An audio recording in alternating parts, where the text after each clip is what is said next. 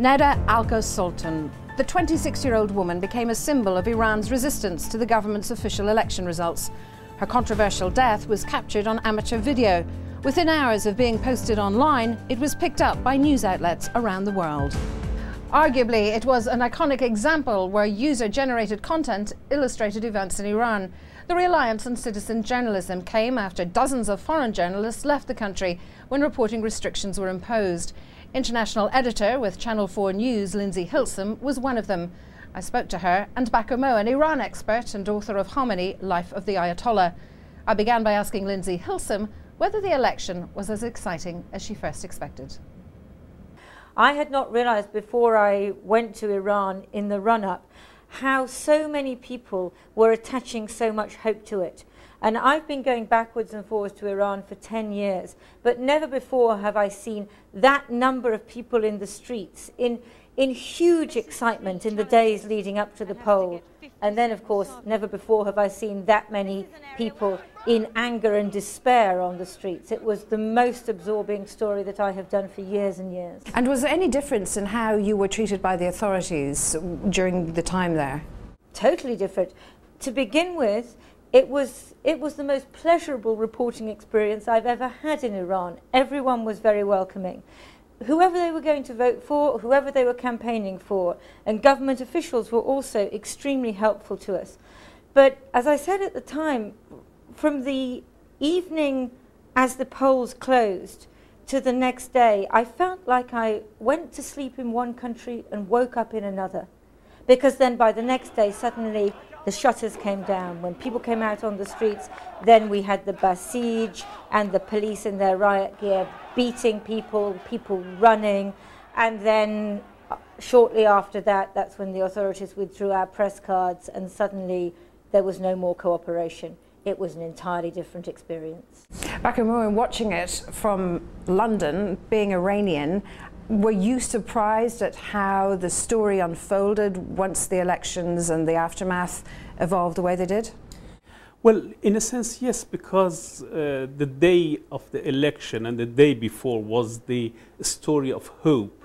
The day after the election, for many, it was the story of despair, especially so many Iranians in the West and specifically in London and went and voted specifically for this election because they wanted change. They were not happy for the past 4 years and they thought they have got an opportunity. And many people went to vote, they haven't been voting at all for the past 20 years. Suddenly they were also disappointed in many ways. And so instead of queues to go and vote, you had queues and lots of people in front of the embassy and other places demonstrating against what they consider the stealing of their votes. So it was very, very emotional on many fronts. Do you think the complications of that story were generally widely reflected on Western media? I think by and large before the election it was reported accurately because journalists had access to the story properly. The problem came after the election when the journalists were asked to leave Iran, and then we faced censorship from the government side because actually Iranian radio and television were not reporting what is happening in the Iranian streets. At the same time, it was citizen journalism that took over in Iran. It was Twitter, it was Facebook, it was YouTube, it was mobile phone. It was a digital revolution in practice in Iran. And it was very difficult for editors abroad in the West to deal with that flow of information. Can that kind of revolution, digital revolution you talk about, can that be overturned now? Can the government ever stop that in the years to come? Can any government stop it? Technically, I suppose they've got facilities to do so, but the culture of it is much more deeper than reporting of it. I mean, what we are seeing these days coming out of Iran and coming from the Iranians abroad, if you look, is more the cultural impact of what happened. So many poetry, so many stories, so many packages, sound slides and so forth that are really reflecting their deep anger and anxiety, unhappiness that we have never seen in the past 20 years in Iran. Just as if the country has changed completely and the new generation have taken over, challenging the entire clerical system.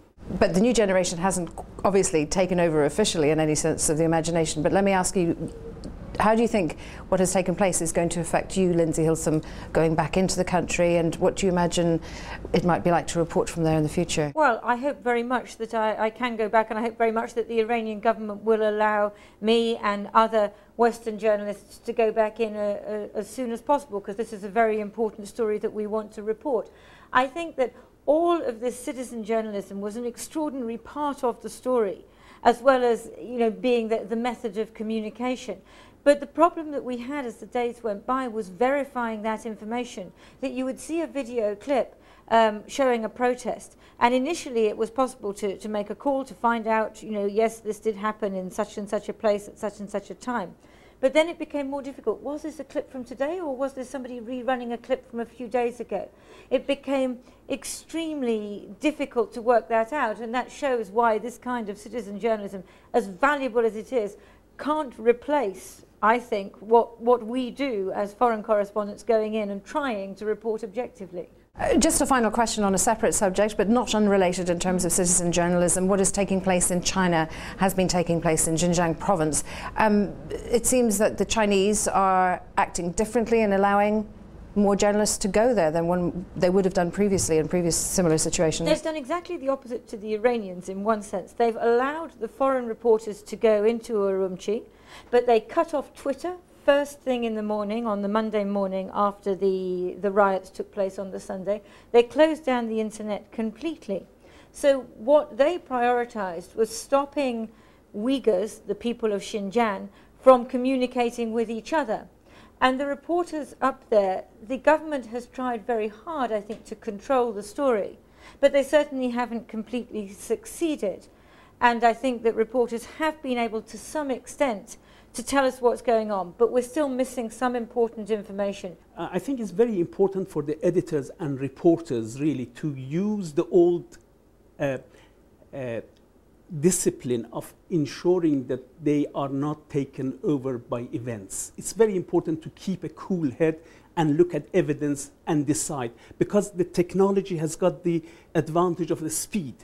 We cannot catch up with it unless we prepare ourselves for every story and keep ourselves up to date with the background, with the roots of the story, in order to be able to decipher what is happening. Otherwise, we are going to be besotted and sort of by emotionalism and human story that's important in its own place, yet it may not be the whole truth. But that might not necessarily work against the Iranian government's disadvantage if we become obsessed by technological breakthroughs or pictures of NATO, for example, and that takes away from perhaps the deeper roots and the conflict or debate going on within the clerics, for example. Yes, I mean, in the long run, it's the interest of both sides. The truth has to come out. When you rely entirely on citizen journalism who are not experienced, who have been trained, they themselves may fall for things, and the editors, if they follow them, will follow exactly their mistakes, in a sense. It's a very important cautionary story for all editors when they are facing with such an emotionally charged story, as well as digital revolution that is currently around in the world.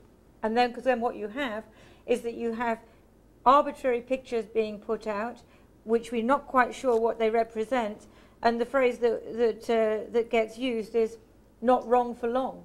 In other words, you put all this stuff out on the television without really knowing what it means, then you have to take it off and eventually find out what really happened. Lindsay Hilsum and Bacco Moan. The entertainment world mourns the king of pop as the story of Michael Jackson dominates the news agenda. His life and death in the media spotlight when we come back.